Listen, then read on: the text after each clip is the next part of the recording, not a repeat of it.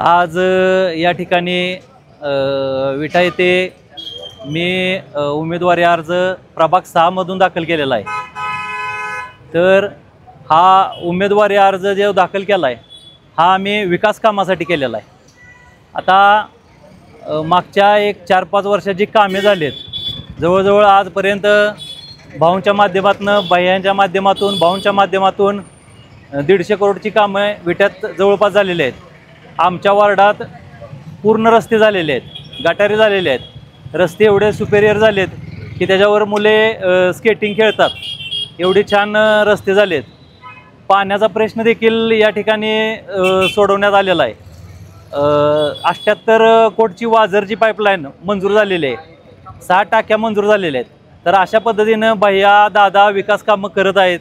तर त्यांना आपण विटेकरांनी ताकद दिली पाहिजे, आपली ताकद या मतातून दाखवली पाहिजे। जे लोक आहेत ते भुरळ पाडणारे लोक येतील, आता ते निवडून जातात पण त्या वार्डात ते फिरकत पण नाहीत। ते भुरळ पाडणारे लोक प्रत्येकाच्या दारोदार येतील, काहीतरी विनंत्या करतील, काहीतरी सांगतील, तर त्याला तुम्ही बळी जाऊ नका। आपलं मत आहे, मोलाचं मत आहे, ती मत देणं गरजेचं आहे। आणि आम्हाला इथून पुढे विकासाची संधी मिळावी। आम्ही जनतेत असतोय, ग्राउंडवर असतोय, सगळ्यांच्याबरोबर फिरत असतोय, सगळ्यांच्या ग्राउंड लेवलनं काम करत असतोय।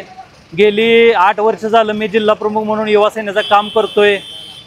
तर आम्हाला लोकांनी 6 नंबर प्रभागातील लोकांनी संधी द्या। धनुष्यबाण या चिन्हावर आम्ही हा अर्ज भरलेला आहे आणि लवकरात लवकर छाननी होऊन सर्व काही मार्गी लागेल।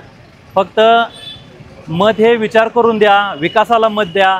अजून बरीच कामं बाह्यांनी भाषणात प्रत्येक वेळी सांगितलेले आहेत की आम्हाला या ठिकाणी नाट्यगृह होतं, ते आपल्याला जागा नसल्यामुळं आटपाडीला द्यावं लागलं।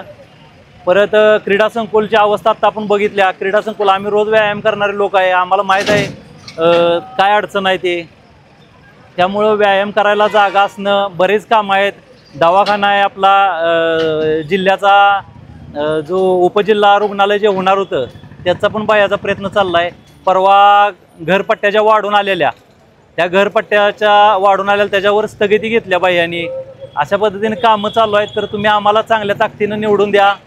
लोकांचा उत्स्फूर्त प्रतिसाद आहे, प्रत्येकजण येऊन भेटत आहे आम्हाला की ताकदीनं लढवा, कामाला लागा, तुमच्याबरोबर आहे। एवढे बोलतो थांबतो। जय महाराज।